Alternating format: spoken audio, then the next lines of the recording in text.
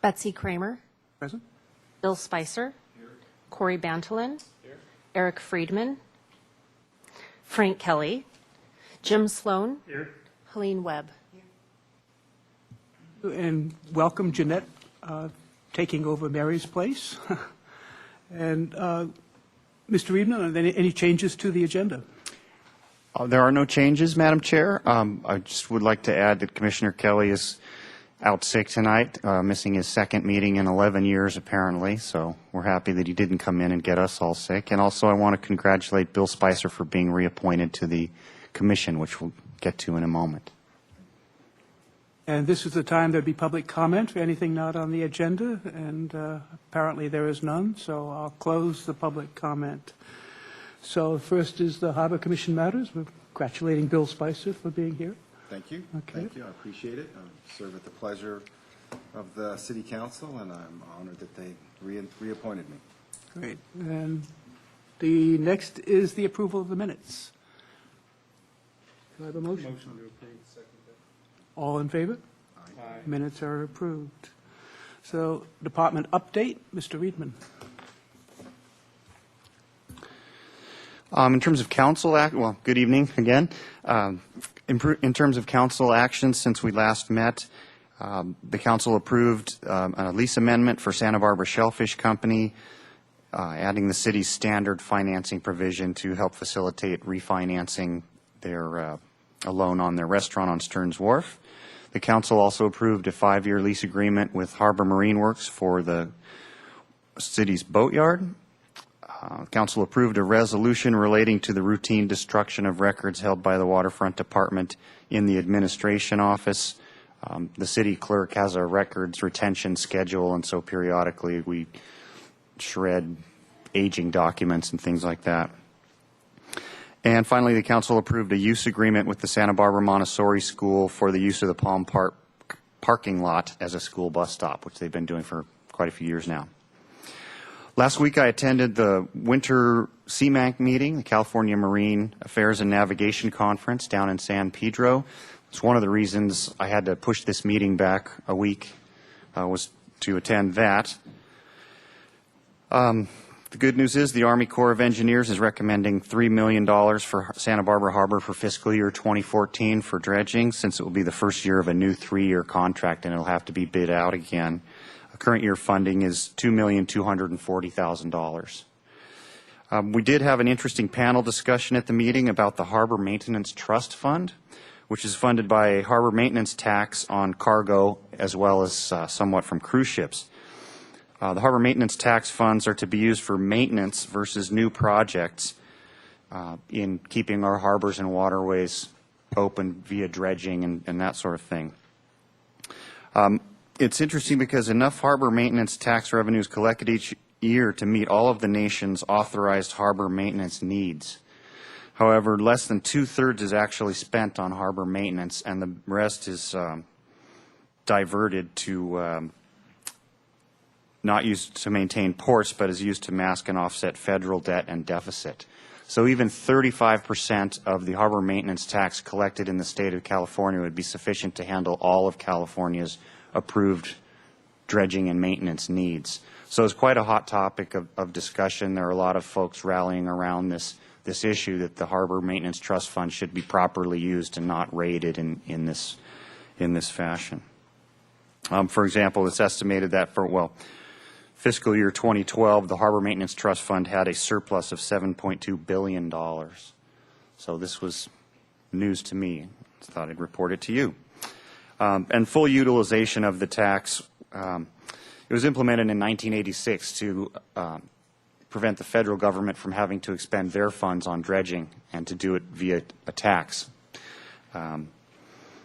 But the full utilization of the tax has not been achieved. And then the tentative agenda items for the February meeting are the fiscal year 2014-2015 2-year budget overview. We'll have to squeeze a budget committee in there as well.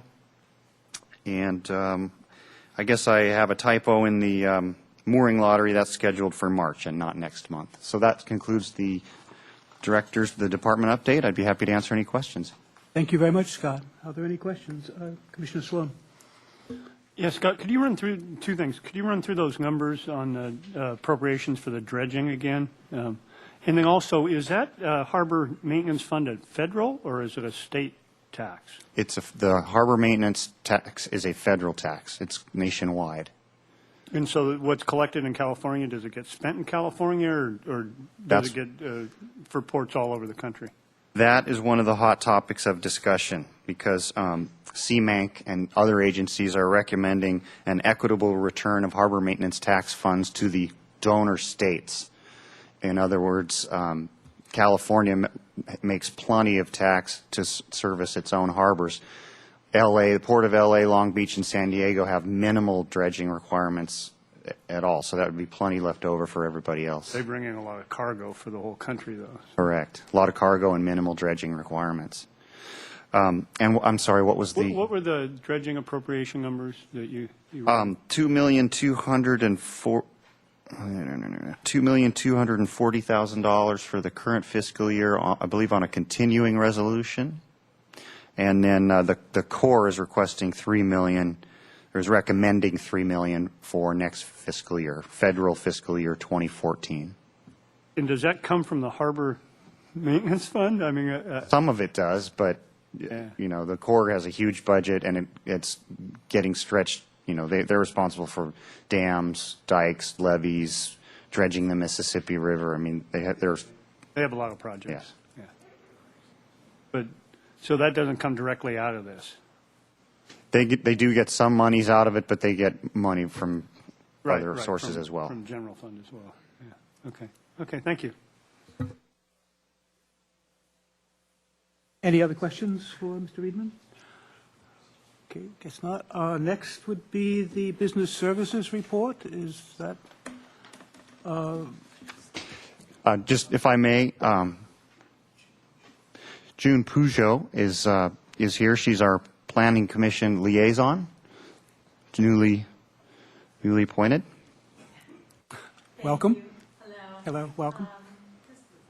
I just wanted to introduce myself. I'm a new planning commissioner, and I'm going to be your liaison for the year. Michael Jordan will also be the alternate. I believe he was the primary liaison last year. A year ago, a year ago. I'm the primary Okay. liaison, and will be an alternate. So I will come to every meeting that I don't have a conflict on, and I hope to get to know you all. And I will contact the staff and give them my contact information in case any of you wish to get in touch with me for any reason. And Son. to sit and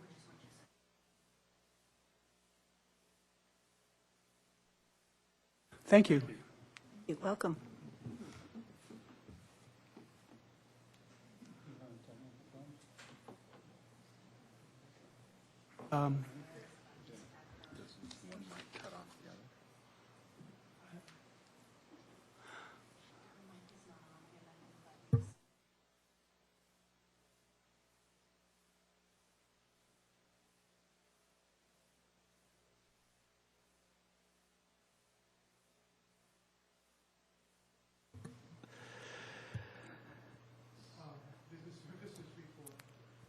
Good evening, Madam Chair and Commissioners. I'm here tonight to present the Business Services Report for the month of January, and as part of that, I will be discussing with you the mid-year budget review, which covers the period of July 1st, 2012 to December 31st, 2012. And overall, I bring good news. As a whole, the department is looking to slightly exceed our budget expectations, which is always a good thing, especially noting that those budget expectations on the whole were raised last year. And one factor that you'll hear a number of times throughout my presentation is the fact that on the revenue side of things, the weather has really helped out. Obviously not today or this evening, but through the summer we had a great summer, as you all know, and we had a wonderful warm fall that really helped to get people out down to the various restaurants, the harbor, the waterfront, the wharf, and access our parking lots as well. So with that, I'll jump right in. This first spreadsheet before you is our year-end revenue projections. So we've grouped it into property management, financial management, parking services, and marina management. Your first column there is for our mid-year actuals, what we have received through December 31st of 2012. And from there, we jump over to the next column, which is our year-end forecast. And we use a 3-year seasonally adjusted average. So we don't just double it, although that'd be great, but we don't just double it. We take account for the seasons and how those impact our operations and our revenues. From there, the next column over is what we had budgeted for this particular year as far as revenues are concerned. And the last two columns are, one, the variance, if we're over or below our budget forecast, and the percentage that equates to. So as far as property management is concerned, this includes all our leases, both commercial and retail, restaurants. We currently, I'm going to focus on the second column over, our year-end forecast. Based on our current numbers, we're looking at finishing the year at almost $4.7 million. And as you can see, our budget estimate was $4,675,000. So we're looking to be about $2,000 off with a $4.5 million estimate. That's pretty right on. So we're happy with that. As far as financial management is concerned, that's controlled by the city's finance department. So they give us our numbers. They do the investing for us as a whole. Again, these numbers for the second, if not third or fourth year in a row, reflect kind of a dismal fiscal economy as far as investments are concerned. Next on the list, we have our parking services. We're having a particularly good year, strong year in parking services. Based on our projections, it looks like we'll finish the year at almost $2.3 million, where our budgeted estimate was at $2.137 million. So that's an increase. We're looking at about $153,000 or 7.18% over budget.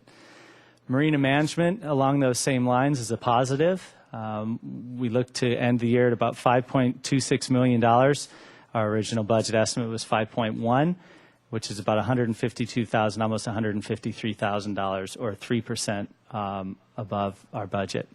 So in sum total, when you figure all that out, it's about 2.5%, not quite 2.5% above our budget, which we're very happy to see.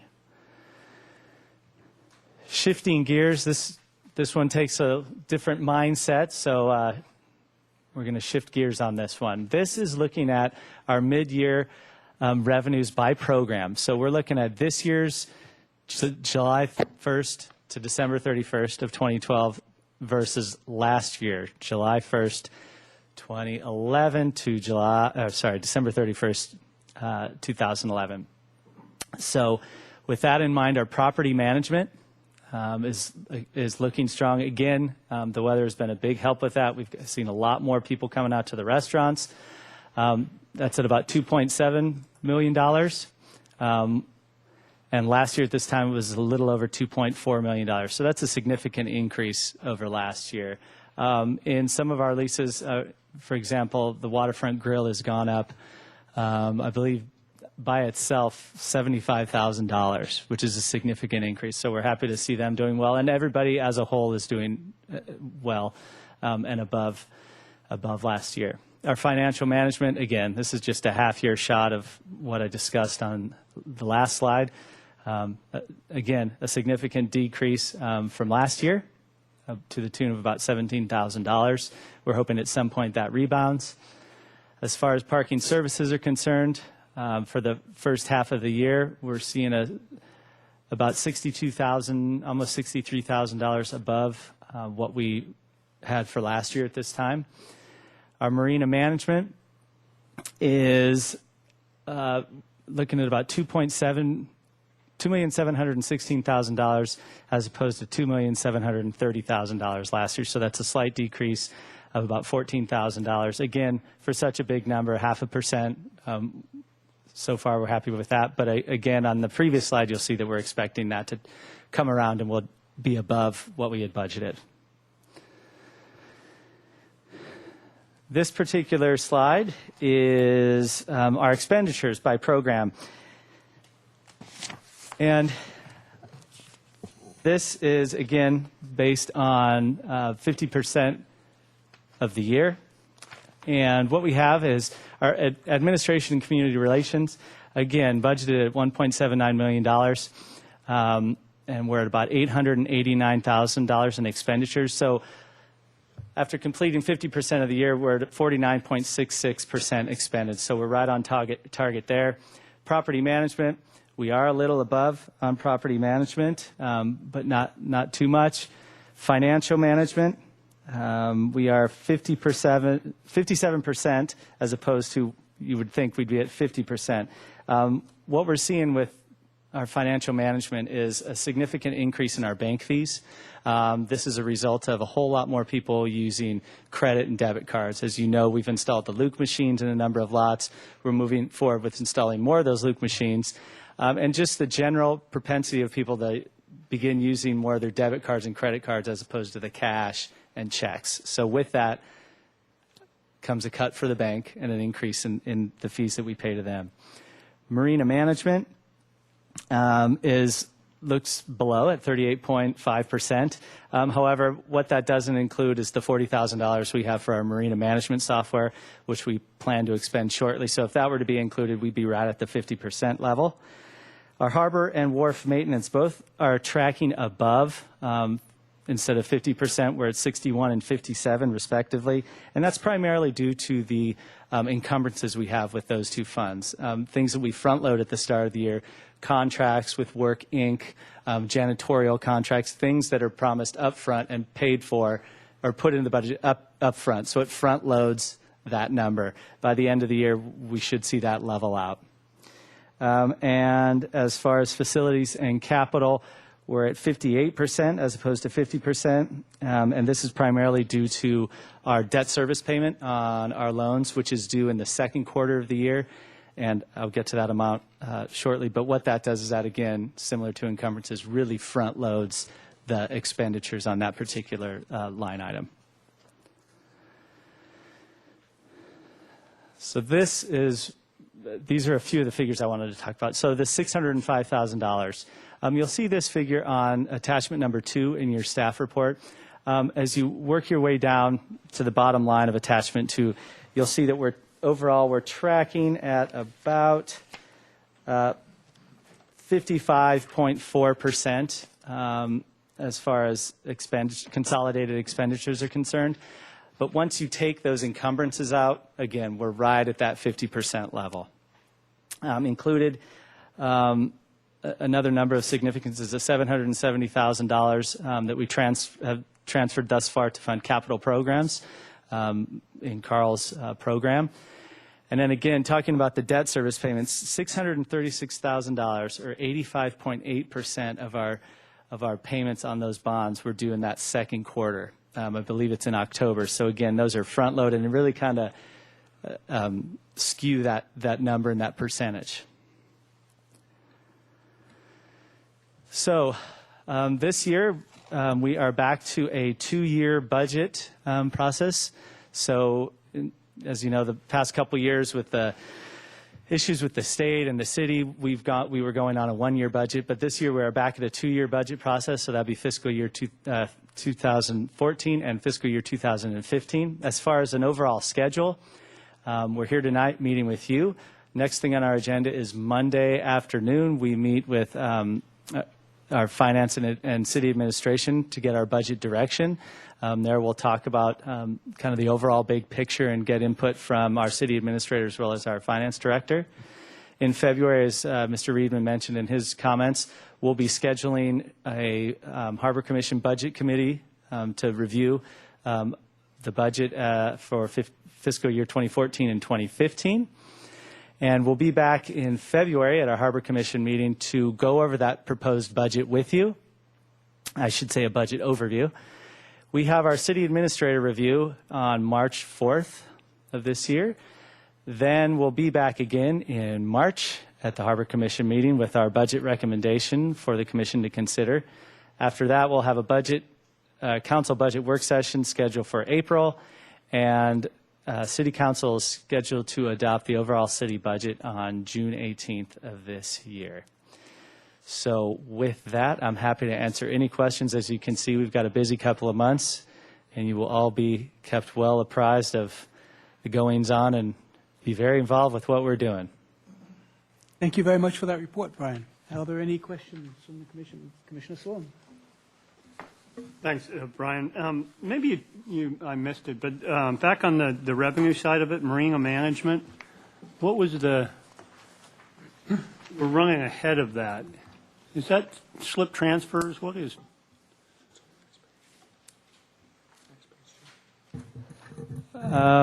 If you could direct me exactly, are you this slide or the following slide? That first slide, yeah. This first slide. Yes, yeah. So you see how we're tracking ahead, 3%, 2.99%. What's the reason for that? It's really Right. As far as marine management is concerned, we've had some significant increases, I don't want to say increases as in fees, but as far as our visitor fees, the revenue created from that has been a significant increase for us. Again, I think a good part of that is due to the weather through the summer and through the fall. So we've seen a lot more people coming up. Another part of that could also be the hopefully the turning of the economy, or at least a bottoming out, maybe starting to come back. Another area in which we've seen significant increase would be, well, not really significant. You know, we've got some 48% increases, but they're on smaller dollar amounts, like $1,000 going to up another 48%. usually that the slip transfer fees is the hardest one to forecast. And so that's usually where a lot of these variances show up, because we obviously know how many slips we have and kind of what we charge for them, so that's easy to forecast. I was just wondering, what do you think, Scott? Madam Chair, Commissioner Sloan, part of it is last year, either due to the economy or the construction in Marina One, we saw a downturn in our visitor slip fees. And so when we were doing the budget, we adjusted downward for that. This year, it's perked back up again for whatever reason. We're still tearing apart Marina One, but the economy or whatever. So we saw that rebound, so that's why that's tracking. And also the slip transfer fees are tracking well. As you know, a few years ago, when we got surprised by that sudden downturn and we were budgeting $600,000 a year for slip transfer fees, and all of a sudden we were only getting $400, we reduced that to $450,000, and we've done $300,000 already this year. So again, it's the transfer fees and the visitor slips are what you're looking at. Great, thanks. Commissioner Spicer? Congratulations on your forecasting abilities. Where do cruise ship money go? Is that also marina management? Commissioner, the cruise ships, we've changed it this year. It used to appear in two different categories, but it's best to consolidate it. So that actually comes under our property management for this year. So in order to consolidate that and keep it easier to track, we put it into property management. We budgeted about $175,000. We're looking like we will exceed that. As you know, we've had 3 ships so far this year, and through the end of the fiscal year, primarily in March and April, we have another 11 ships, cruise ships scheduled to come in. Of course, they're very fickle, but we're hoping they stick to that. And if so, we'll be doing well. Any other questions? Commissioner Bantalan? Thank you, Brian, for your report. One thing that stood out on parking services on the revenue side was the Garden Street lot. And I know that we have put in at least 1 luke, if not 2. I was there for the Parade of Lights. Now, I know most places where we've put in a luke, we've seen an increase. I know it's not very visible over there. Do you think that there are some explanations for the challenges, or, a little bit of drop there? Madam Chair, Commissioner Bantalan, both in the Garden Street parking lot and the Palm Park parking lot, we previously staffed the lots in the summertime and on the weekends in the wintertime. And we had a 2-tier fee schedule. So in the summertime, when the lots were staffed 7 days a week, it was $2 an hour, $12 a day maximum. When it was on the honor fee system, when we had the hybrid system and the pay boxes during the week in the winter, it was on the other tier where it was $3 for 3 hours, $7 a day maximum. So what happened when we took the Palm Park lot and took the staffing out of it, we went to that lower parking fee. And I'll have to admit, I'll be the first one to admit, we didn't see it coming. It just, all of a sudden my parking staff says, yeah, look what's happening. So, but we're more than making up for that in staffing savings, and that will correct itself. We will propose as part of the budget proposal that we even out all the parking fees in all the lots to $2 an hour, $12 a day max, so that it's wherever you go, Harbor, Maine, Ledbetter, or the honor fee lots, you're paying the same rate, except for Stearns Wharf. So that seems to be what's going on in Palm Park. Commissioner Friedman. Scott, you basically just answered my question, and as part of Commissioner Mandelin's question was, it gets to the credit card fees that were, I guess, unanticipated, or we didn't realize the extent to that loose would be used. So I just wanted to correct that due to the staffing savings, that offsets some of those fees, and then of course it'll be budgeted in for next year's calculations. So thanks. And also, Madam Chair, I apologize, but one, for being late, but then two, I have to leave early. So I have a work-related event that came up tonight, so I apologize. I need to leave. I'm glad you're here. Thank you. Any other questions, comments, Commission? Right. Moving on to the Facilities Management Report. Mr. Dryberg. Good evening, Madam Chair and Commissioners. This evening I have a brief update on 3 projects around the harbor. The first is the federal channel dredging. The fall cycle dredging was completed on January 3rd. Our contractor, AIS Construction Company, removed approximately 154,000 cubic yards, which is the most ever removed in the last decade during the fall cycle. The contract allows up to 160,000 cubic yards during each cycle, so this is really quite a significant amount for this particular year. The dredge and the floating pipeline right now are secured behind the breakwater, and they'll resume dredging again in a couple months in March to complete the spring cycle, which will complete this 3-year contract. As Scott mentioned, the Corps will go back out to bid next year. The federal government is operating under a continuing resolution for the next couple months. Fortunately, all $2,240,000 that was appropriated as part of the Water and Energy's Appropriations Bill, and that's what they get the money out of, was released to the Corps to allow us to go forward with the spring cycle dredging. Sometimes they kind of let a little bit out at a time, so it can be a little questionable when they have continuing resolutions all the time. But we're in really good shape to move forward in the spring, and as Scott mentioned, the Corps is looking for additional funds to start up the next contract, which is good for us. The Breakwater Cap project, Phase 4, was completed last month. Bruff Construction Company did a really good job. They were new to our area, and it went a little better than we expected. But by way of history, in this fiscal year, we had originally identified $350,000 for a Breakwater Lights project, which was to restore the historic lights out there. And upon review of the project file and trying to advance that project, we realized that we just couldn't do it with respect to meeting the current lighting standards, and we wouldn't be able to get it permitted. So by way of a reminder, your commission looked at it and recommended to council that they appropriate those funds towards the final phase of the Breakwater Cap project. We added $50,000 for a total construction budget of $400,000. Now that the project's complete, after a few change orders related to improving some utilities through the breakwater, we came in about $15,000 under budget. So the project's done, came in a little under budget, and we're happy to be done with it and moving on.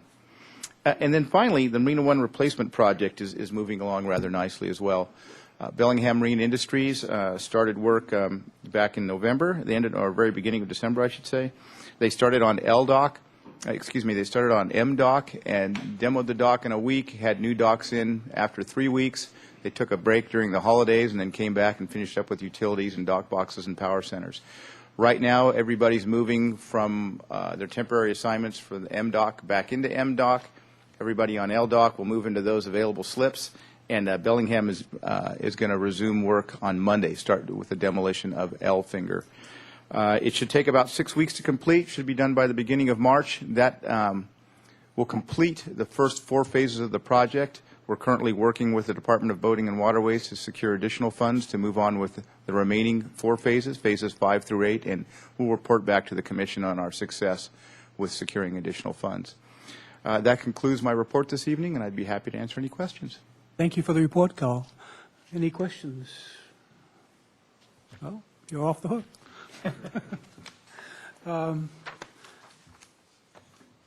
Mr. Conman, the Harbor Operations Report. Good evening, Madam Chair and Commissioners.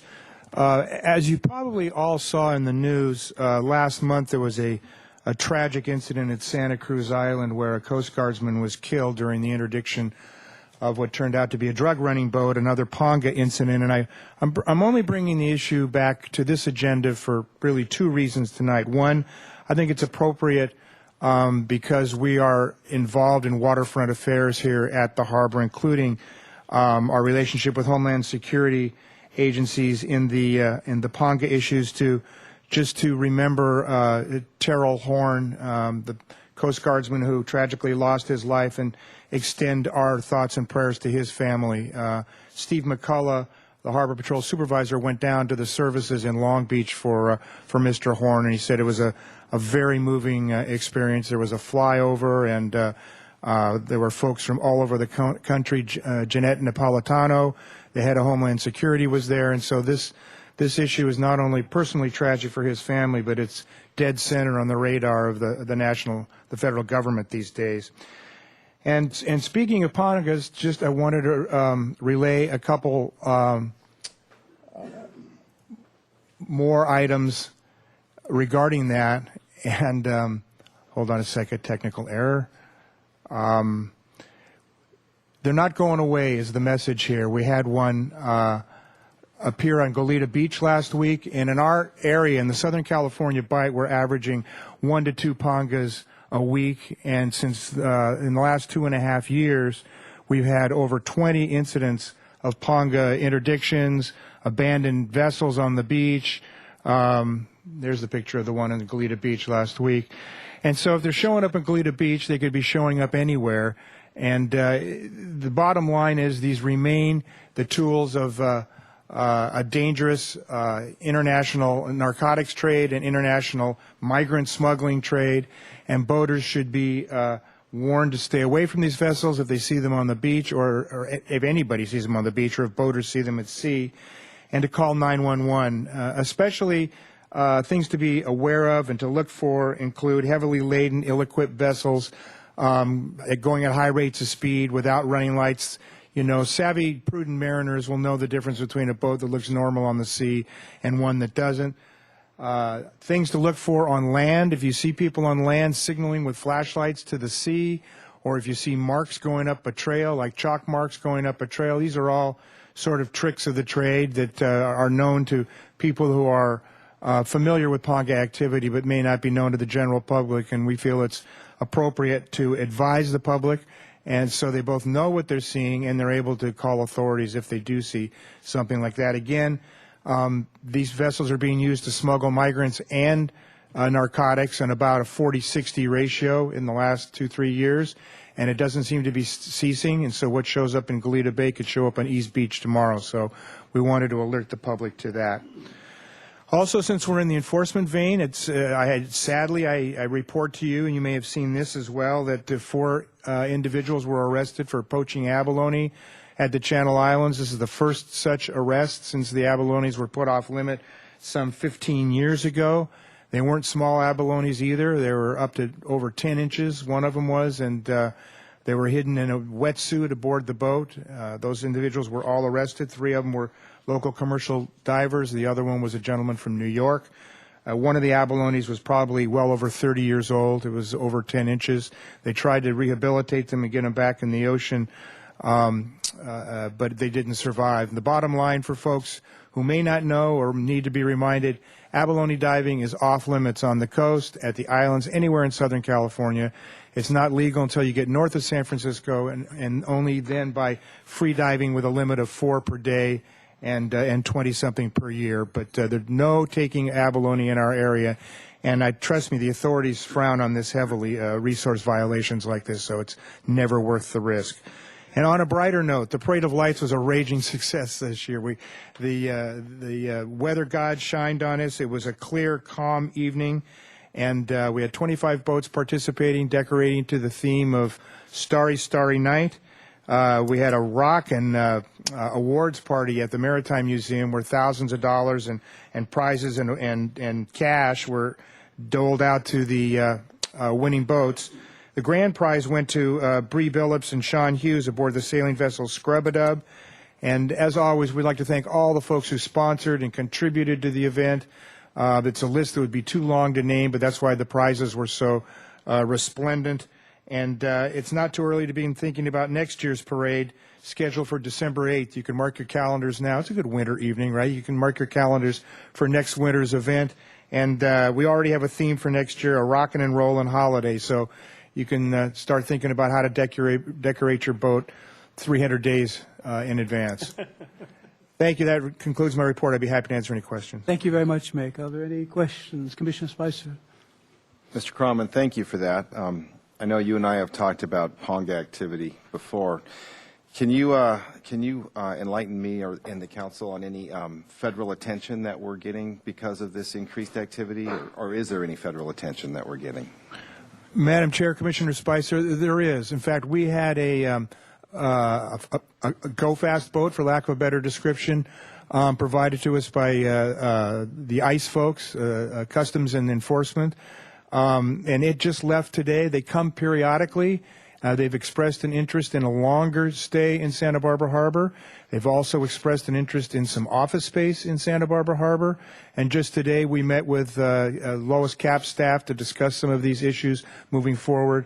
And I think we have the attention of the federal government, and I'm sure those discussions will continue moving forward and possibly bear fruit in the form of a more permanent presence with interdiction boats and office space for Homeland Security. Thank you. Any other questions, comments? I have a question, Mick. What are the potential penalties for taking abalone in this area? You can go to jail. And they don't hesitate to send you to jail. The folks up north who get caught poaching abalones for the black market and what have you up there have gotten some significant jail terms. And it's really reflective of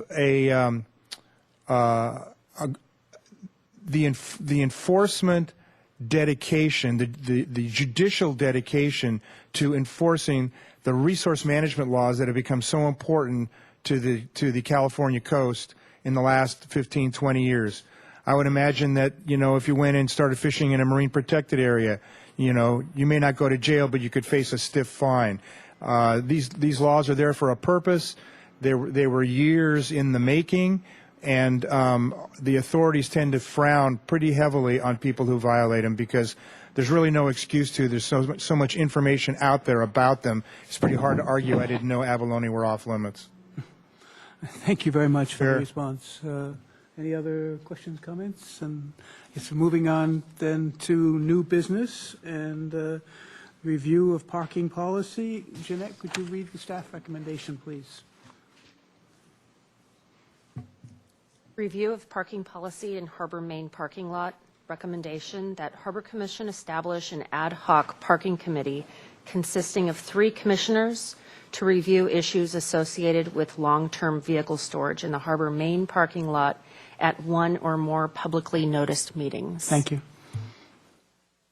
Mr. Reedman. Madam Chair, Commissioners, as you are probably aware, for many years the Waterfront Department has sold 2 different types of annual parking permits, which exempt the vehicle to which they are affixed from paying hourly parking fees in all of our Waterfront Department managed lots except for Stearns Wharf. So one of these permits you can park in Ledbetter, you can park in the Cabrillos, Harbor Main, whatever. The red permit is it's referred to as a general permit, but generally we print it in red, and they're available for currently available for $95. And that's for a calendar year, and they're available in unlimited quantities to the general public, to anybody. And they're quite popular with trailer boaters and people, that run in the night moves events and so forth, as well as harbor business owners, employees, and so forth. The other type of permit that we sell is known as a slip holder permit, and it's a blue permit. It is sold in limited quantities, only one per slip holder, and at a discount. They're sold for $70 currently. They're the same as the general permit in that it exempts the vehicle to which they're fixed from being subject to hourly fees. In both cases, you must obey all the other traffic laws, such as not parking in a red zone. Occasionally, we've had people come into the office after purchasing one, and they park in a 15-minute or a 90-minute zone, and they're upset they get a ticket because they thought they bought a permit. But the main difference with the blue slip holder permit is that it exempts the vehicle from the 72-hour parking limit in the Harbor Main parking lot. And we believe that this was initially intended as a accommodation for people cruising the islands, fishermen going on extended stays, and so forth. But unfortunately, some of the permits are applied to vehicles that are essentially used as storage units, and it's been a long-term issue, and it continues today. Some of the problems are it's $70 a year for essentially a storage box in the harbor parking lot, so it's a kind of a misuse of a valuable parking resource. The lot doesn't fill to capacity every day, but it does frequently on sunny summer weekends. It also leads to sort of a blighted look in the Harbor Main parking lot, and it leads to a public perception that it's okay to camp. You know, just about once a week we read in the Harbor Patrol logs where an officer will stop someone who's pulling the curtains shut in their camper and rolling out the sleeping bag, and they don't understand. They see all these campers and things in the lot, and they think it's okay. And finally, another issue that we get is people that buy the general permit and they don't understand that it's subject to the 72-hour limit, and so it's a constant enforcement effort. And people getting the blue permit and leaving a passenger car. Maybe they're not using it as an inexpensive storage unit, but leaving a passenger car for extended stay. In your packet, there's a redacted email from an individual who's leaving the state until April and leaving his car in the Harbor Main parking lot. We had another individual call us recently and say they were heading for New Zealand in February and they'll be back in September, and they're leaving their car in the main harbor parking lot. And just don't believe that's the best use of the resource. If you're going to be gone for that kind of time, you should probably find a more appropriate place to store the vehicle. There is a provision for folks, fishermen, boaters, whoever, that do need to go to sea for an extended period beyond the 72 hours. It's very simple. We call the parking department. We get your description of your vehicle and your license number and leave you alone. Sea Landing occasionally has research trips that'll go out for a week or two. Occasionally they have 5-day dive trips. So there is a mechanism for dealing with this besides these permanent exemption from the 72-hour limit. So we'd like to, obviously parking is always a hot button issue, and we didn't want to just have one meeting at the commission level. We wanted to form a committee and air it out in public forum and hear what the public has to say about this issue and just go through a process. And, the process could be, it's not a problem, no change. It could be eliminate the discounted blue permit altogether.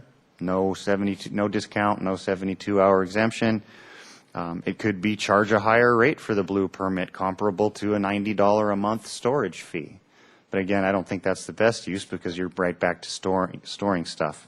I think at this point, before having gone through the process, the preferred alternative would probably be to continue the discounted rate of the $70, limited to one per slip, and eliminate the 72-hour exemption. And then for the folks that have a legitimate ocean-related need, they're not going to North Carolina for the year, but they're going cruising to Catalina, going crab fishing out at San Miguel for a week or even two. We can still accommodate that right in the existing municipal code and fee resolution. So that's the recommendation, to form an ad hoc committee to have a couple meetings and discuss that, and I'd be happy to answer any questions. Great. So I guess our role is to vote to establish a committee and whoever will be on it. Is that correct? I assume so, yeah, just either Okay. All right, establish all the right. committee or Okay, vote to establish all right. it and then establish Oh, it. there's not much point discussing it before there's a committee at this point, I think. So who would like to be on it? I'd like to be on it, I know. That, My only suggestion is that at least one slip holder is on. well, Elaine, Yeah. and I, Yeah. my, I mean, that's the only- yeah, I- my I- suggestion would be a majority of non-slip holders, so that would work out. Yeah, but I don't think a lot of slip holders. I think we're talking about a Well, minority of slip holders that abused that. Well, Yeah. but I mean, on this committee, Right. I mean, so we can have no more than three. Right. So, all right, so we have a committee of Commissioner Spicer, Commissioner Webb, and myself, unless No. Battle on the I'm good. phone. I make a motion Okay. to approve that. All in favor? Aye. You have your committee. So when will we decide to meet? Is that something that you will work out with us, Scott? Yes, Madam Chair, we'll try and keep this moving along. In a certain sense, it sort of parallels the budget process in that it involves some rearranging to the fee resolution, which we do that as part of the budget. So we'll want to keep it on track with the February, March, April, May budget process. So we would be calling both the Budget Committee and the Parking Committee meetings here shortly as Okay. keep it moving. And I believe Commissioner Spicer might have had a question as well. I did. I had one clarification. Is that 72 hours per lot, or is it 72 hours the vehicle has to be moved? Could it be moved to another spot in the same lot? Good question. It could be moved to another parking lot, but all of our other parking lots close at night between 2 a.m. and 6 a.m. That's why we have this problem, is the harbor lot, due to the nature of it, is open 24 hours. There's in the 72-hour limit, you have to move the vehicle a certain distance, and I'm not sure what that is, but I believe it's the equivalent of a city block or something. You can't just take a vehicle and move it from one stall to the stall next door, right? So, I think it's important to note that the parking ad hoc committee will be open to the public, so people to attend. And Madam Chair, if I might just add, we had discussed this at the staff level. I believe our Harbor Patrol officer who really leads the parking enforcement aspect of this, Sergeant Ed Stetson, has offered to attend these committee meetings and offer his insights and answer questions, very much like the one you just posed, Commissioner Great. Spicer. He has the exact answers on those kind of things. thank you. All right, so the next item of new business is the office lease agreement. And Jeanette, would you read, please, the staff recommendation? Recommendation that Harbor Commission recommend City Council approve a 2-year lease agreement with Alexandra Mariansky and Jonathan Turner for office space located at 125 Harbor Way, number 21, at a base rent of $416.15 per month. Mr. Bossy. Good evening, Madam Chair and Commissioners. In March of 2011, Alexandra Mariansky and Jonathan Turner, both professors at the University of California at Riverside, were selected as tenants of 125 Harbor Way building space number 21 after a competitive request for proposal process. Mrs. Mariansky and Mr. Turner used the office as a field station for research they do on the Chumash culture as well as the Chumash maritime culture in association with both UCSB and City College. Their initial term, which is going to expire this March, was for 2 years. The term before you today would be 2 new years, would be their initial term, with 1 2-year renewal available to them. The base rent would be $416.15, or almost $2.50 per square foot, as well as a utility surcharge of $25 a month. The current tenants, Mrs. Mariansky and Mr. Turner, are tenants in good standing, and a copy of the proposed lease is available in our office for anybody who wants to see it. And again, the space, it's a very small space. It's 167 square feet, So you can imagine not a very spacious place, but it works for their efforts and their research efforts.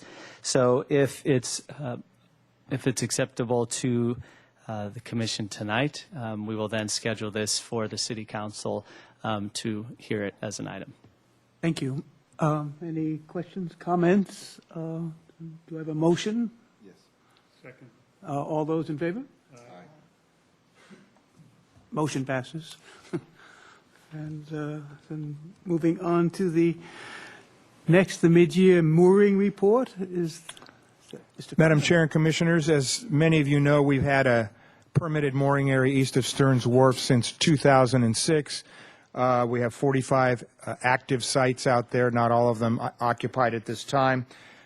We've had several public lotteries to assign mooring sites to individuals. In fact, we've had 4 of them in 2006, 7, 10, and 11. And as you remember, last year we ran into a problem with the C-Flex moorings. Remember the discussion of those?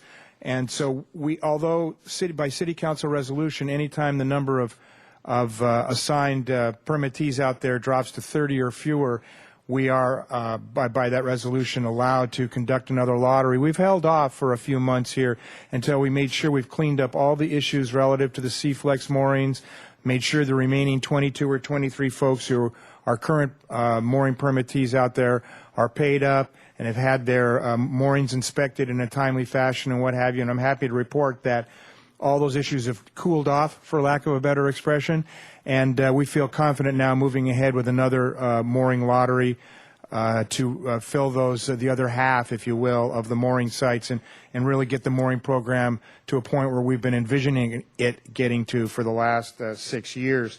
And so this is to alert you to the fact that we will be opening a window in February. Folks who are interested in participating in the mooring lottery will either see it advertised, we'll see a link to it on our department website, or they can contact the waterfront department and get an application into the lottery, and then we'll look forward to working with you in March for the drawing to rank the lottery applicants, and then we can begin the assignment process. One change this year since we last talked about the mooring areas, we've amended the City Council resolution to include the requirement of a $50 application fee, not to participate in the lottery, but once you're ranked in the lottery, if you send in your application to the Waterfront Department to be assigned a mooring site, that requires a $50 non-refundable fee. The reason being, there was one lottery a couple of years ago where we had 92 people we ranked, and we ended up assigning 14 mooring sites, only 5 of which they've proved up on, something like that. The numbers are close, if not right on. And a lot of staff time was spent on folks who weren't entirely interested in following through. So in order to ensure that we get more serious applicants, we've added that requirement for the $50 application fee. Again, that's not to participate in the lottery. That's free. But after you participated in the lottery and been ranked, and you get a letter from the department saying you've been ranked, we're going to contact you to have a meeting, you need to fill out this application fee, that will include the requirement of a $50 non-refundable application fee. Thank you. That concludes Thank you my for the report. report. Any questions, comments from the Commission? No? Moving on to the review of Harbor Patrol activities. And Jeanette, would you read the staff report, please? Recommendation that Harbor Commission receive and consider a report on Harbor Patrol's role and responsibilities. Thank you. Madam Chair and Commissioners, just quickly a little background on this report.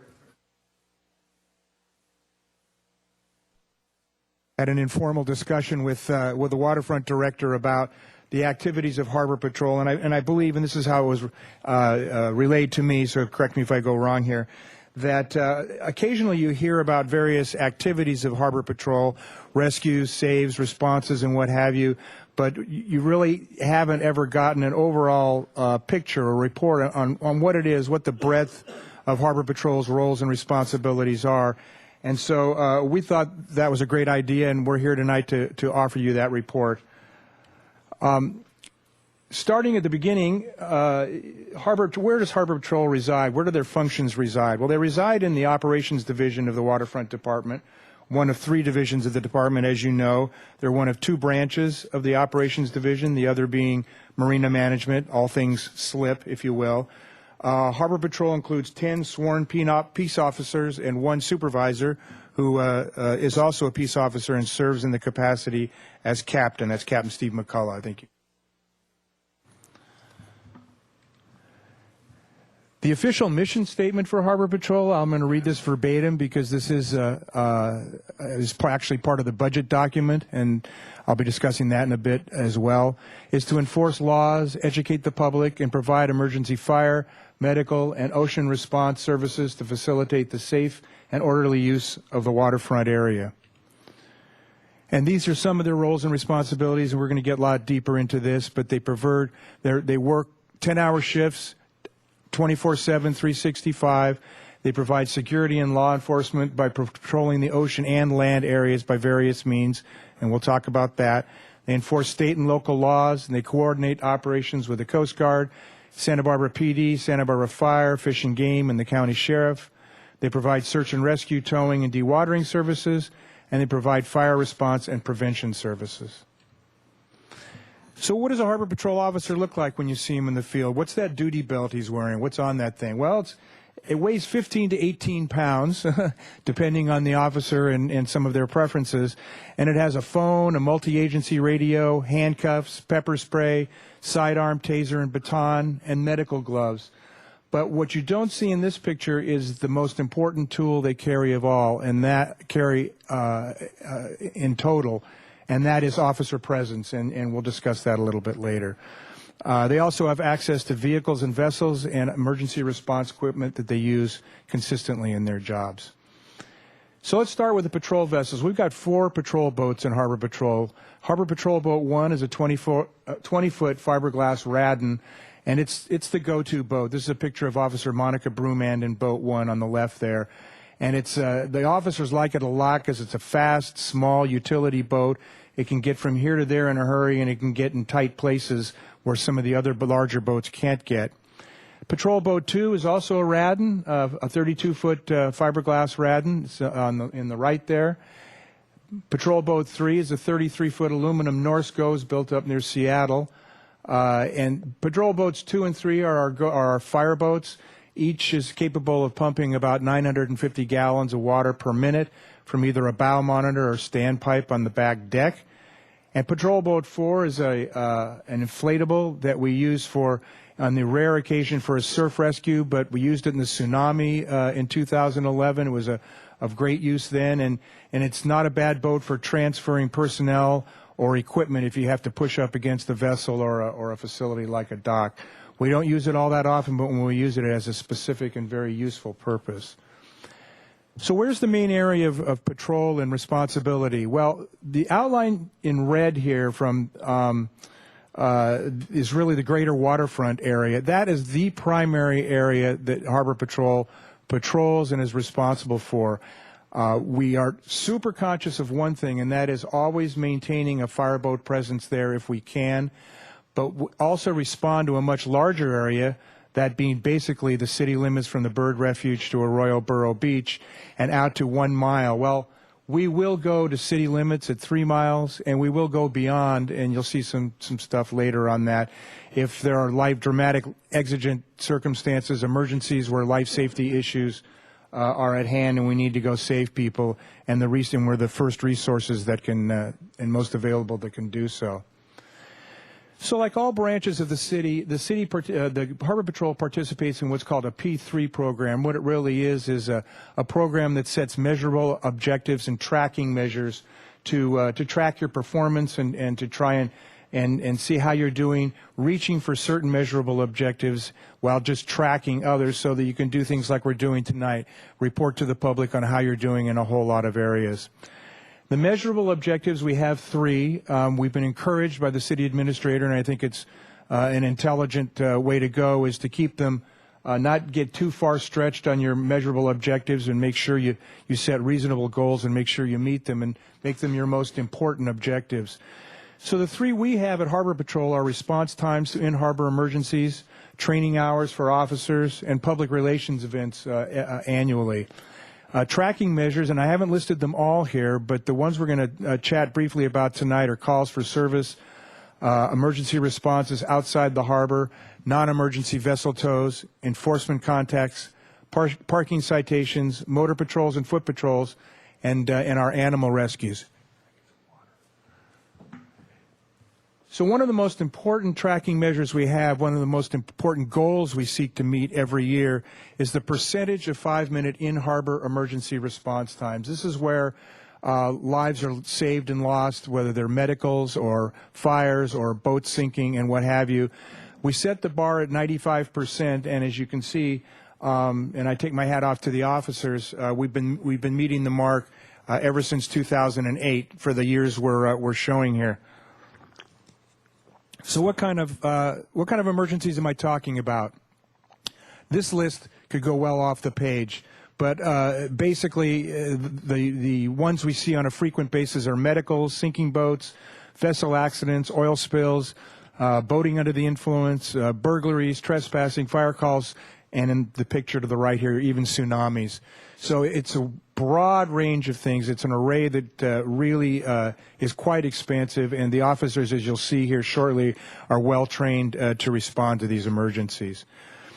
Fire emergencies are one of the big ones that we are always on guard for. We only respond to about 5 fire calls a year. They're usually trash can fires or a cigarette smoldering between the deck boards, the deck planks of a wharf or a pier. But every now and then, as you can see here to the right, the 1998 Moby Dick restaurant fire that burned 25% of the wharf, or the 2002 Nature Conservancy fire, you can see Harbor Patrol Boat 3 in both those pictures. We get a big one, and along with the fire department, we have an integral role in responding to those infernos. But these are typical in-harbor emergencies. Sinking boats, we get, the bilge pump gets stuck, the hose got put down in the hatch, somebody went on vacation and forgot to, close up the hatches, and it got down flooded from rainwater. But we get strange ones, too, like the one on the right, where the fellow inadvertently drove his SUV into the bay along with his boat at the small boat launch ramp. So it comes in all kinds. But a big chunk of them is medical responses. We average about 100 medical responses a year in Harbor Patrol, and they range from everything from falls and broken bones to bike accidents, choking. We had one officer who actually saved a woman's life about 1.5 years ago. She was choking on Nicorette gum, and he got to her just in time to give her the Heimlich, and out flew the gum, and she had sore ribs, but she survived. Seizures, heart attacks, alcohol poisoning, suicides, stingray stings, allergic or diabetic reactions, we get them all. A lot of those take place really close to the waterfront, and that's why our 5-minute response time is absolutely critical to our life-saving efforts. It's been said that excellence is an art won by training and habituation, and we are very, very big on training. We believe it's the cornerstone of everything we're able to do successfully at Harbor Patrol, and a reason that we keep hitting our marks on these measurement objectives. You can see the green line at the bottom. Our annual target is 50 hours per officer, but we exceed that considerably every year.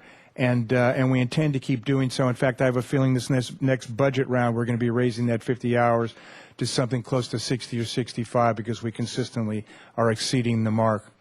So what does that training consist of? Well, prior to even being hired, you really wouldn't even be considered for Harbor Patrol in Santa Barbara unless you already possess a U.S. Coast Guard master's license with a towing endorsement and a law enforcement and firearms training.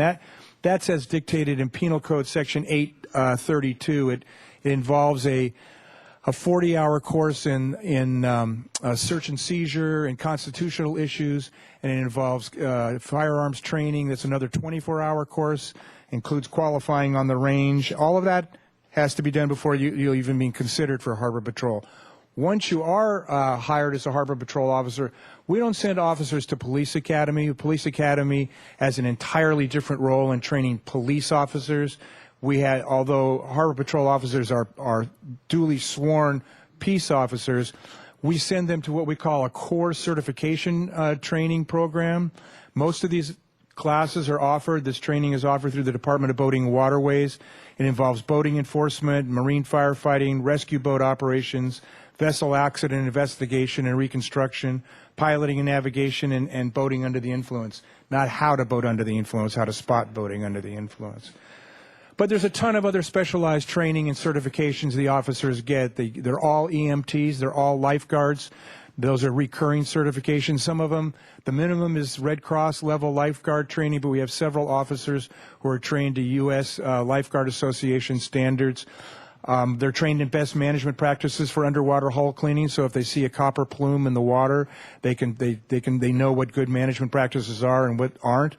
They're trained in dealing with the mentally ill and people with developmental disabilities, because we get our fair share of that around the waterfront. And they're also trained in in-house defensive tactics.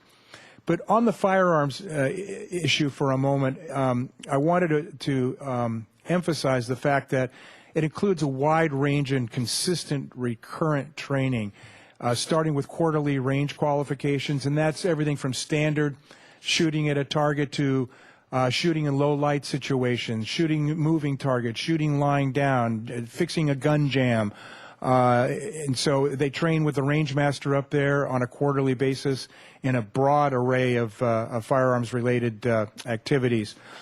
We also send officers to the California Specialized Training Institute in San Luis Obispo, CSTI as it's known, where they train with simunition. Think paintballs, that's pretty much what simunition is. And then they train with live fire in like a town setting where bad guys are jumping out, and you have to know where your bad guys from your good guys and when to hold your fire and when to exercise your fire and fire your duty weapon.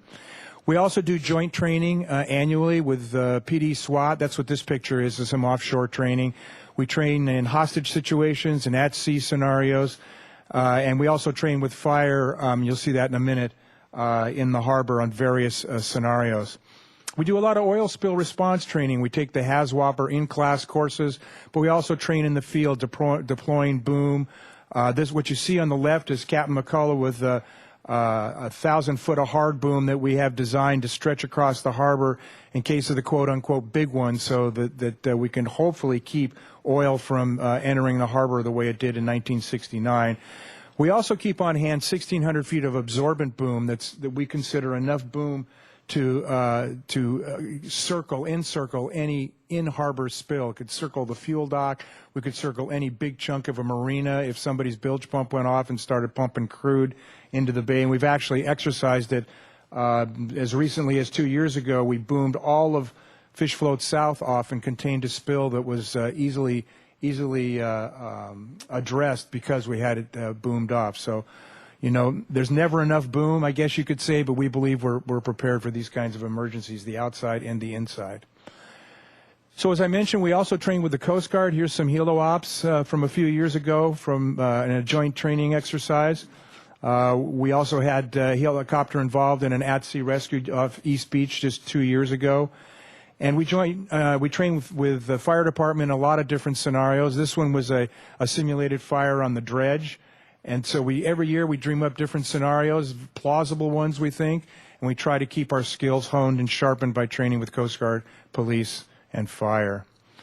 I mentioned earlier we do defensive tactics training. We have one officer who is our defensive tactics officer. He's designated in that role, and what he does is he goes to highly specialized training classes, and they're basically the trainer classes, and then he comes back and he trains our officers in everything from edged weapons defense to ground fighting, controlled force, weapons retention, water survival, and martial arts. So I'm happy to say, and I meant to mention this in the firearms, that rarely do we ever have to use, ground grappling techniques like this, although we're trained to do it. And in my almost 13 years here in the department, we've never had a firearm discharged.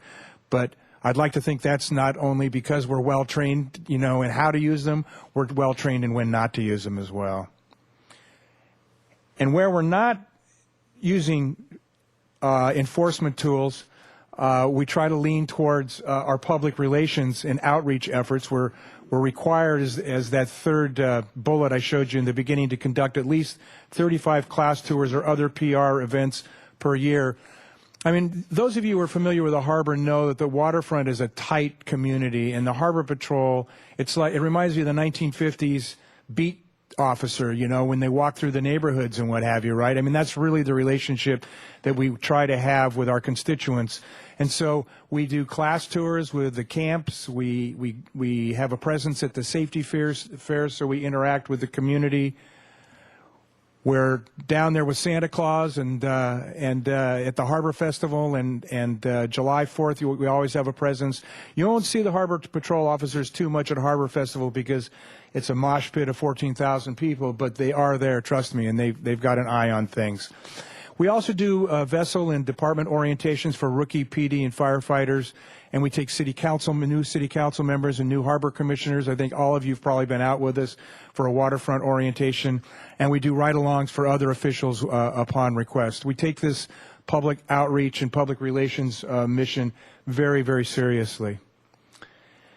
So calls for service, everything that comes to us through a phone or radio, somebody coming up to the desk or coming through dispatch, it comes under this heading of a call for service. And when we respond to those calls, we call it running calls, and we run over 1,800 calls a year. It could be anything, facilities checks, you know, the alarm's going off somewhere, the door to Marina 3 restroom is broken. We just got it. Somebody got stung by a stingray in West Beach. There's a fight in front of Brophy Brothers. Don't mean to pick them out, but it could be any restaurant, any place, any time. There's the deck board smoldering. We got a public complaint of a skiff tied up sideways and somebody slipped. Somebody just saw a white shark off Ledbetter Point. It could be anything, and we run those calls. It averages about 1,800 a year. Some of the most important calls we run are emergency responses outside the harbor. And this is Boat 3 on their way to an emergency in the East Beach anchorage on a stormy winter day a couple of years ago. And this is not an uncommon sight for our boats. In the last couple of years, we've had the windows blown out of Boat 3 twice. I'll be honest with you, it's tough duty. I know they're paid for it, but it's tough, dangerous work, and they're well trained, and this is a pretty remarkable service that people don't see when they leave the harbor. So how many emergency calls do we respond to? Well, we average about 100 outside the harbor annually, and they're usually something like ocean rescues, you know, sinking boats, capsizing boats, kite surfers down or lost, boats dragging their anchor, and surfers or swimmers needing an assist. But we also respond landside within our area of responsibility. We go to medicals at the hotels, traffic accidents on the boulevard, bike accidents, sports injuries at the City College, injuries at Los Baños. We go to Shoreline Park when people have tragic falls off of the cliff up there. We go up to Arroyo Burro for the same reason. Sometimes at low tide, we can get to victims in our patrol truck. You'll see some of that here in a minute. And sometimes we coordinate with the fire department and sometimes PD up on the cliffs from shoreside. Sometimes, even if we get the people off the boats, we don't always get the boats. But once they hit the beach, we make sure that we get them, keep the public away from them, and get them, the owners in touch with salvers so they can get these boats off the beach quickly. I think you'll notice in the last few years, what boats used to be on the beach a week or two, we're trying to wind it down to about 72 hours now. Give folks a chance to get it off the beach and contract it themselves, the owners. But if they don't, we step in and do it, and we work with the state with our grants to help pay for that cost. But the longer they sit on the beach, the more they break up, the more danger to the public. So sometimes the emergencies result in towing boats from outside the harbor. We average over 100 of those a year as well. They could be small boats like the one on the left, or they could be big ones like the one on the right. The one on the right is the Vaquero. You may remember that one. That was used for decades in the cattle trade on Santa Rosa Island. And one day they needed some help from the anchorage, and we towed them in from there. But we do a lot of boat towing, and that's why it's important for the officers to have that Coast Guard license with a towing endorsement. Rarely do we ever even scuff a boat towing them in. They're real good at what they do. So non-emergency tows, we do that too. It's part of our public service. We call those courtesy tows. Those are assisting folks to slips, assisting them to the travel lift to be hauled out. We move boats around during Carl's construction projects, doing a lot of that the last few months. And we move boats during inclement weather. Sometimes boats, given the surge or the wind direction, some boats are either damaging themselves or doing damage to the docks. And so Harbor Patrol tows boats to different locations during stormy weather.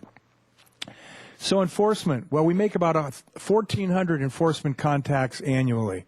Now, that sounds like a big number, but there are a lot of things we do enforcement. We have enforcement contacts for. Here's the laundry list. I'm not going to read them all to you because it's a long list, and it actually goes on longer than this. But these are the typical ones. These are the ones we see daily in the watch logs, and the more serious contacts are the ones at the bottom. Thankfully, those are fewer than the list at the top, and most of the contacts end up in warnings, though some result in citations. So we're not what you'd call a badge-heavy agency. As you can see in this picture, this is former patrol officer Matt Gritt, who's now with City Fire, educating a boater on the ABCs of boating. It looks to me like he might have stopped him because he just less than 16 feet and doesn't see any life jackets on the boat. I'm not sure what this stop was for. But most of what we do is education, though we do some arrests. And this arrest number, we typically are up over 100. We had a couple officers, we were short a couple officers in 2012. That's why I think this number is a little bit lower. But remember, a citation is arrest. It's a cite and release. So this doesn't mean 100 people are going off from the waterfront in handcuffs every year. Citations range from a lot of these in the former slide I showed you. For example, operating a swim area or vessel registration, unauthorized entry. A lot of those are cite and release type contacts. So those are the majority of what we do, except the more serious ones, invariably we have police down helping us because they have ultimate responsibility, primary responsibility. We have first responder responsibility. And if somebody's going uptown, they're going up in a police car. We don't take people up to jail. We don't book people. That's the responsibility of the police department. So we issue out 400 parking citations annually, 72-hour sites, red zone sites, time restricted zones, expired registration, and the no-no of all no-nos, parking in handicap stalls. Trust me, you do not want to park in a handicap stall on the waterfront. The fine is steep, and we are on it pretty quickly, as this poor gentleman who parked in the fish market handicap stall found out. So how do we patrol the waterfront? Well, we also go on about 2,800, average about 2,800 motor patrols annually. We use our primary vehicle is a Ford F-250 with utility beds. And the officers patrol looking for parking violations, physical disturbances, camping, vandalism. They check facilities. They'll drive around. And, you can't get around the landside waterfront by foot very easily. And so they'll drive around to the facilities, make sure they're locked, make sure the alarms are secure. They look for safety hazards in the roadways and what have you. They also go on to the beaches. We have all the officers are trained in beach driving. It's specialized training, so you don't hurt anybody. People could be laying behind a dune, and if you're not careful, there was a tragic accident in Oxnard a couple of years ago you may have read about. So we pick up a lot of debris on the beach, as you can see in this picture here. And we keep an eye to the surf. Even though we have lifeguards between Memorial Day and Labor Day, we don't have them between Labor Day and Memorial Day. And even though lifeguards are there, the officers always have their eye towards the surf. Because you never know what's going to happen, and they're all trained as lifeguards. They're always on the lookout for illegal drinking and drug use on the beaches, and so that's sort of the whole panoply, if you will, the things that they look for. But it's one of the main ways they patrol the greater waterfront. Foot patrols. I've heard people say, "How come the officers don't patrol the docks on foot?" Well, actually, as you see here, and as reflected in the watch log, we average over 3,700 foot patrols a year. Well, what do they patrol for? Well, the primary reason they patrol the docks is a combination of goodwill and enforcement. As you can see here, there's a sort of a goodwill contact, but they're always on the lookout for dogs off leash, dock obstructions, things you can't see from the patrol truck, things you might not be able to see from the vessels, inadequate shore power cords, and marine and electrical outlets are still the #1 cause of marina fires nationwide. So they're always looking to make sure you have the proper gauge cord and the proper shore power cords. They look for illegal liveaboards and public intoxication. So it's eyes and ears on the dock. Now, that being said, a lot of the foot patrols also occur at night where you might not see the officers, and quite frankly, some of the patrols, the officers don't want to be seen. If you got a report of somebody casing boats, you don't want to make yourself seen. You may be standing behind the bow of a boat looking in the area where you heard the report was associated with. So like I say, it's a combination of goodwill, patrolling, just general like beat patrol like I described before, and enforcement efforts. As I mentioned before, they also check the facilities. And this dock obstruction is a big deal, and I want to just mention it again. It's not only a serious trip hazard for folks walking the docks, but it also prevents safe access and egress for emergency vehicles and personnel. So they're always trying to keep the boaters to get their stuff either in their slip or up on their boat. Boat patrols, we average over 1,800 of those a year. Pretty much the same thing as our motor patrols. We're looking for boats operating inappropriately or without registration or in swim areas, folks entering the marinas without permission, public disturbances. A lot of the things we look for on land, we look for on the docks too, because if they're fighting on land, they could be fighting on the docks. People get boozed up on the boats because you can only drink inside the marinas, and fights break out, and we get a steady number of complaints about those kind of things. And as you can see here, we're always on the lookout for pollution and debris in the ocean. We pick up the big stuff if we can.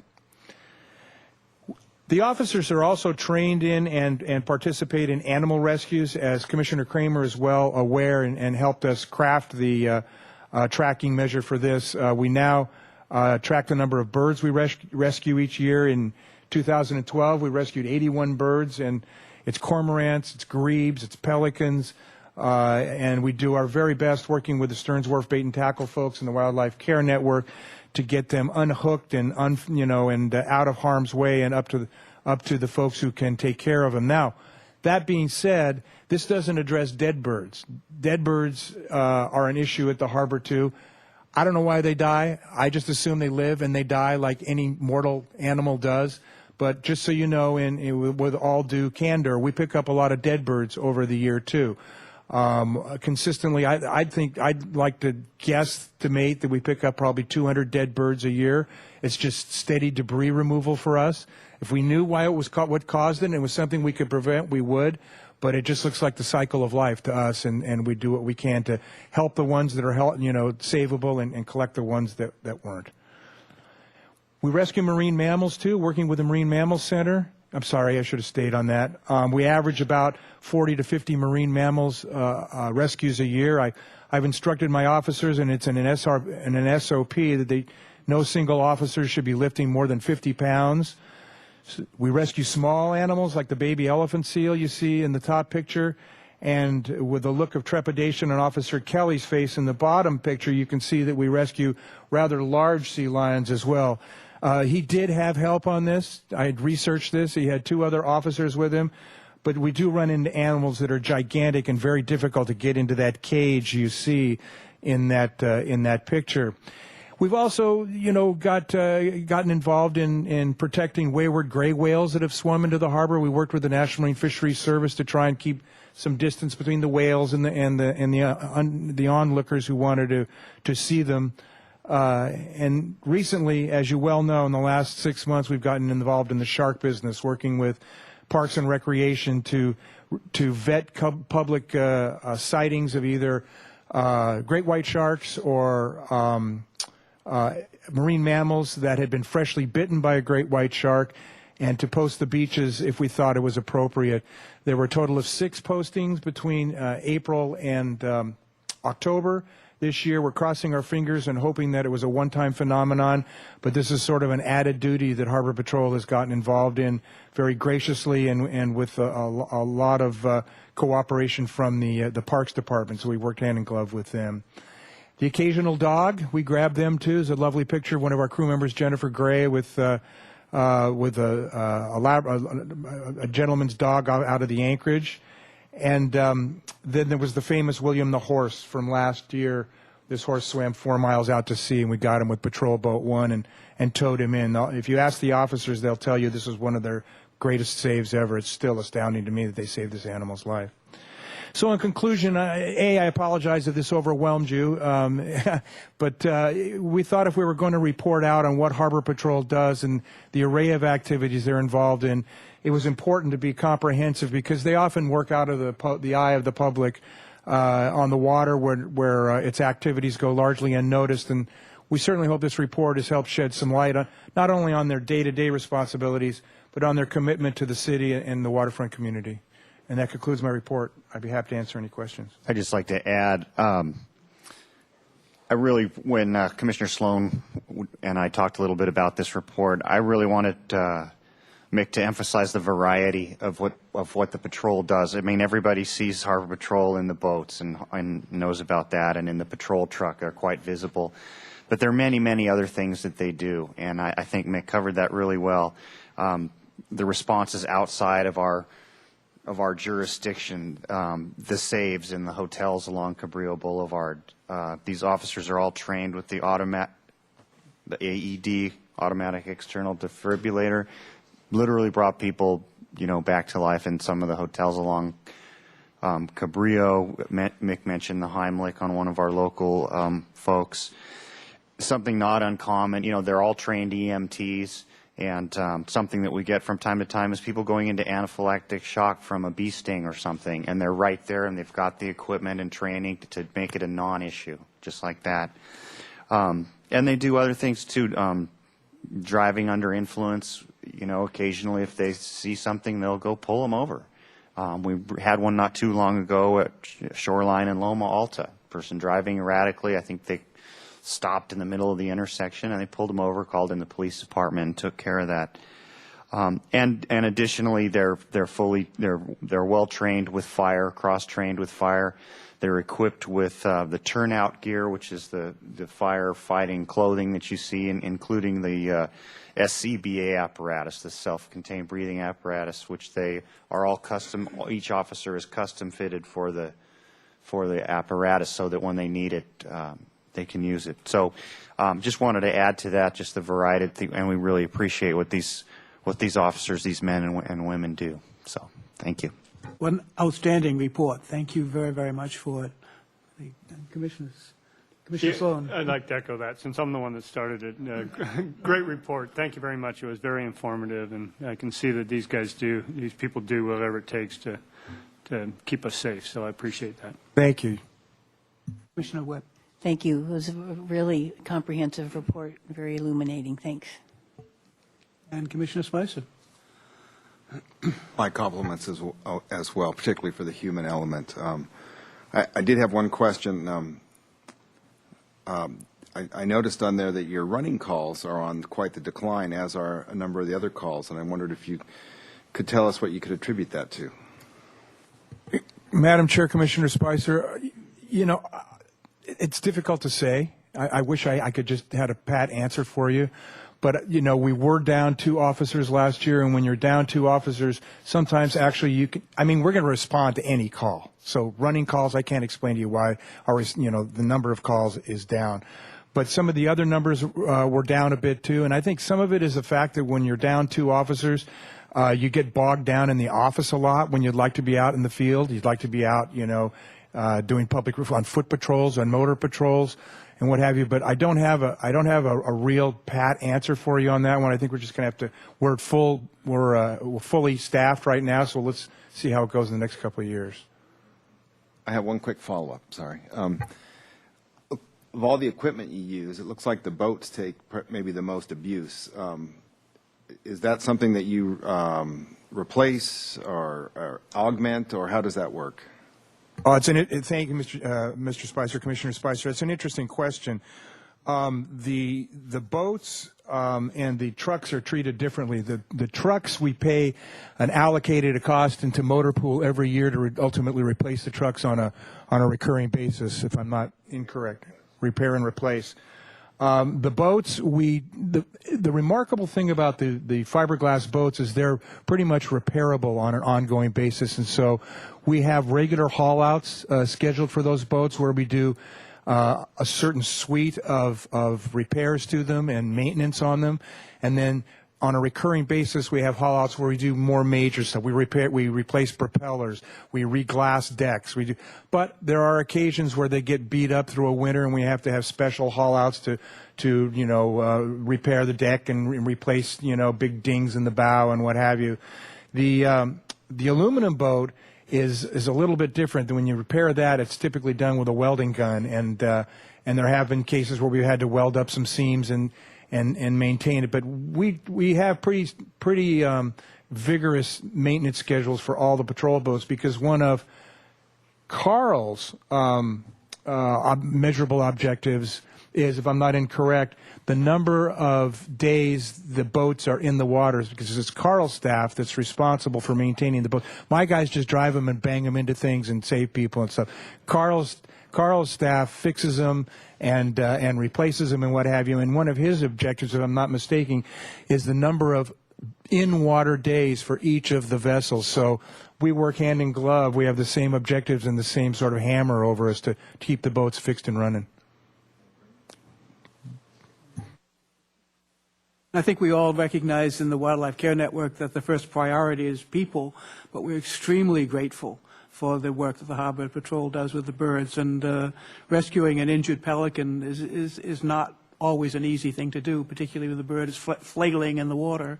And it's been really, really helpful. And so thank you for the guys' work. And so on to the review.